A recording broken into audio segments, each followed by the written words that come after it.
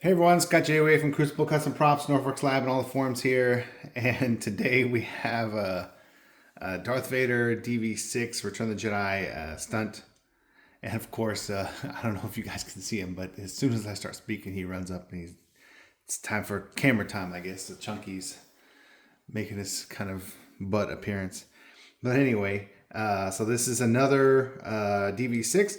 This one is on a vintage Graflex as well as the last one with the wanga parts kit.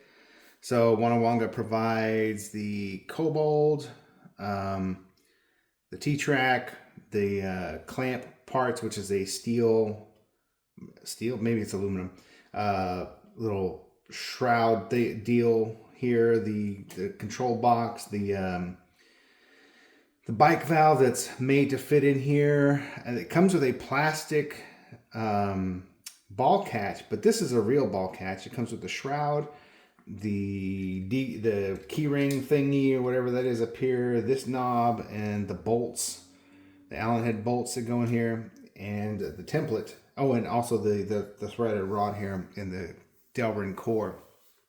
And the template can be found on wanga.com for matching this all up and drilling the holes and all that stuff. So it's pretty comprehensive. What you really need to provide is the Graflex, and of course the internals for the Graflex part, because you're using the bottom half of the bulb socket there. So here it is. This one is for Trent, and he sent this over, and here it is. So spent a lot of time on this one. As you can see here, I'll try to get all the details and scratches and everything possible. One of the ones, it's particularly, let me see if I can get this on camera. You kind of see these, where's my finger? There it is.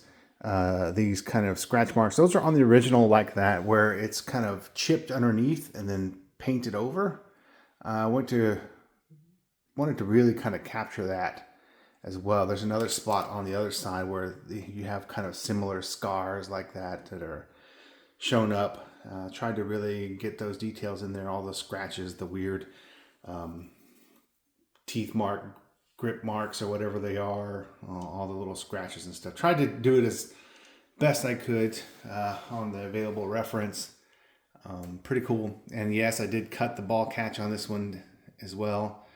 It's necessary to cut those, and there are photos showing that it is cut, so you can definitely see that in the pictures. So I used to think that it was tucked up under there and people were cutting it just for ease of doing that, but I guess I'm dumb and I didn't pay much attention to it. So anyway, and now I'm doing it the right way. And we have the threaded rod here. And there it is. So, this is what I was going to say about this is that this is it can be turned. This is the way it should be right here, clocked this way. To completely thread this all the way down, to bottom it out, you have to, it ends up being, a little bit farther than that. But what I did was I took a O-ring, cut the O-ring in half and slimmed it up to make it fit in there so it can have a pretty tight fit without anything being loose and it being clocked in the right position. So that was one of the things that I changed up this time. I don't remember if the last one was clocked right or it just happened to be or what. So hopefully I'll have to look back at the pictures and everything to see that. But yeah, so here it is. Trying to get all the details. Spent a lot of time. One thing I really want to talk about is that Trent made a template. So he studied the pictures of this prop here and made a template for the brass plate. And I went out and bought some brass plates. We tried two different thicknesses, and this is the thickness we ended up with that looked right.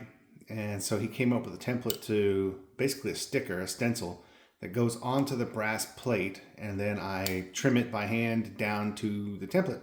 So that way it's accurate.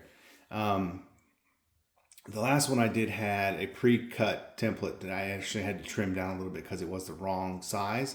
But this one, we started from scratch with a new template and everything. And I did not use the rivets that came with the kit, as those are just too big. And so I have these other rivets that look the part. You know, it's kind of funny in the lighting for the camera. The camera picks up stuff and shows you very differently from how it looks to your eyes. Let's see here. Let me hold it. For instance, I don't know if these are coming across, but there is dirt and stuff in between the grips, like on the real prop, but it's subtle. I didn't want to gunk it up too much to make it overdone. And you can kind of see, hopefully you can kind of see some of it here along the edges. But in different light, it definitely picks up differently. So, don't know if that's coming across correctly on the camera, but when you see it in person, everything looks the way it should. So part of the thing is with this photo that most people see is a very heavy flash as well. And that cobalt clip in particular was very shiny. Well, these wanga ones aren't quite as shiny as that one, but I don't know why I keep flipping it back and forth. But anyway, you tried my best to get all the paint details and everything, the scratches and everything, the brass coming through. And over time, I think it'll look even better as it starts to age naturally. So, yeah. So here it is. Oh, and interesting enough, I had to also on this one, this time we have the correct rivets from the beginning, but I did use the other piece of brass plate, the thicker piece of brass plate on the inside to shore this up, because he got this lower, Graflex lower, I don't know if it was all one piece, but anyway, the Graflex lower was already Swiss cheesed all over the place with holes and everything. So the rivet holes for this were very close to some other holes, and I definitely didn't want to have a chance of them pulling through. So yeah, there it is. So take a look. Hopefully all that's coming across.